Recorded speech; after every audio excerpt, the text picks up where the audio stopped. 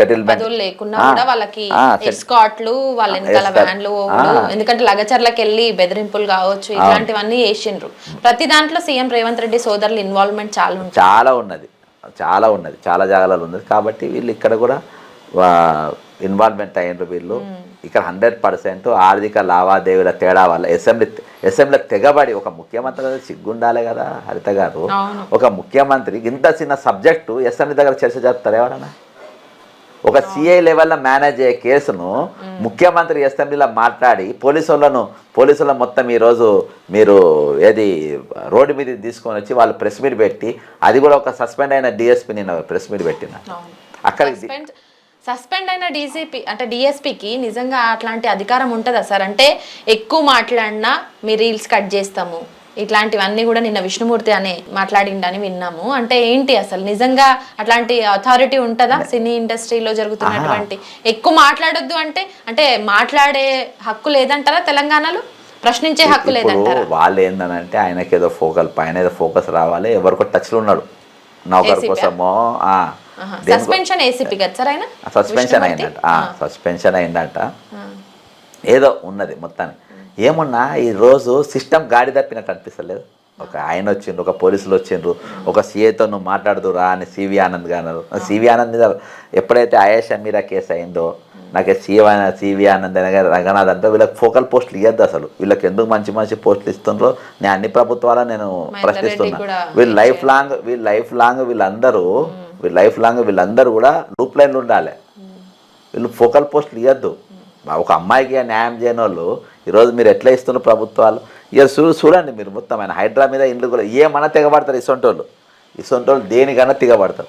అరే ఈరోజు ఇంత భయంకరంగా ఒక ప్రభుత్వాన్ని మోస్తున్నారు, వాళ్ళ తప్పిదాల మోస్తున్నారు. మీ టైంకు మీ డ్యూటీ చేయలే. రియల్ సిఐ కూడా రెడీగానే ఉండేవాళ్ళు. నేను పోయి కలిసిన కదా, వాళ్ళు రెడీ టు అరెస్ట్. మీరే ఆపుతారు, మీరే బెయిల్ దొరికేటట్టు చేస్తారు, మళ్ళీ మీరే అసెంబ్లీలో మాట్లాడతారు, మీరే అసలు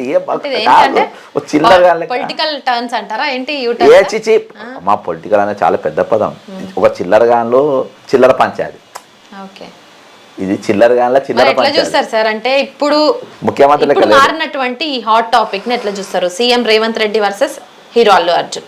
ఇదే ఈ 2 రోజుల నుంచి అందరి మధ్యలో చర్చనీయాంశంగా మారినటువంటి అంశం. నేను చెప్పినా కదా, ఇద్దరు అవగాహన వ్యక్తులు, ఇద్దరు చిల్లర పంచాది, ఇద్దరికి అవగాహన లేదు. అంటే ఎవరు కరెక్ట్ ఎవరిది తప్పు? డైవర్షన్ పాలిటిక్స్ గురించే తెర మీదకి తీసుకొచ్చిన అంశాలు డైవర్షన్ కోసము రేవంత్ రెడ్డి వాడుకుంటుండ్రు. ఇందులో ఆయనకి ఇక్కడ పొలిటికల్ కాదమ్మా. పొలిటికల్ ఆంధ్ర పవన్ కళ్యాణ్ చిరంజీవి సంబంధాలు ఇవన్నీ కాదు. రేవంత్ రెడ్డి అంత ఇంట్రెస్ట్గా బోడు.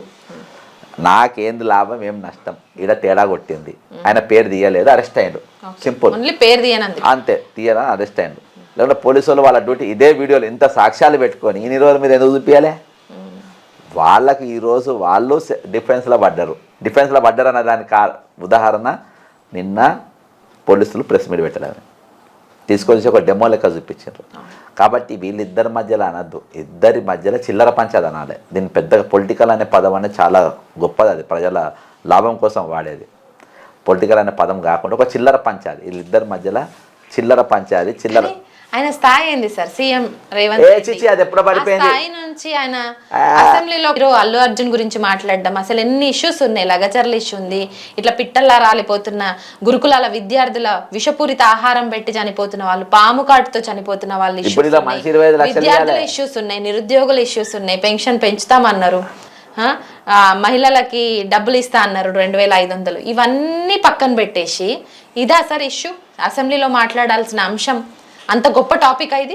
ఇప్పుడు కోమారెడ్డి వెంకరెడ్డి 25 లక్షల రూపాయలు నేను ఇచ్చాను కదా వీళ్ళందరికీ ఏమన్నా?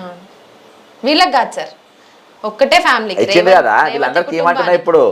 వీళ్ళ కుటుంబాలు కాదు కదా, వీళ్ళ కుటుంబాలు కాదా? వీళ్ళందరికీ ఏంటి? ఇప్పుడు నా డిమాండ్ రేపంచేలి మీరు ఓయూ అనేటోని మీ కొడంగల్ అంట వాళ్ళంతా చెప్పించింది కదా, వీళ్ళకి నష్టపరిహారం అని తీయండి. ఇవి 100% అల్లు అర్జున్ చేయబట్టి రేవతి చచ్చిపోయింది, పిల్లగాడు సాగు బతుకులలో ఉన్నాడు.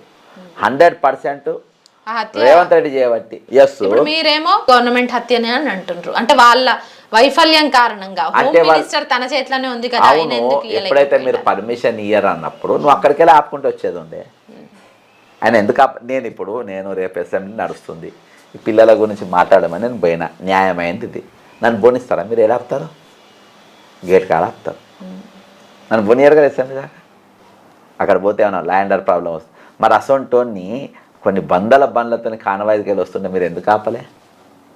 అన్ని సిగ్నల్ పాయింట్ దాటుకుంటే అది మీ తప్పిదమే, ప్రభుత్వ తప్పిదము. నేను పోలీసు ప్రభుత్వం 1000%, ఇందులో ప్రభుత్వం 100% తప్పు.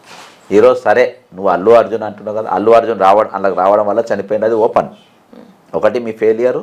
అల్లు అర్జున్ అక్కడికి వచ్చి ఓవర్ షో చేసిండు, జనాన్ని ఎక్కువ సోషల్ మీడియా చేసుకున్నావు. ఆయన వల్ల వాళ్ళు ఆయన రాకుంటే వీళ్ళు చచ్చిపెట్టారు కాదు.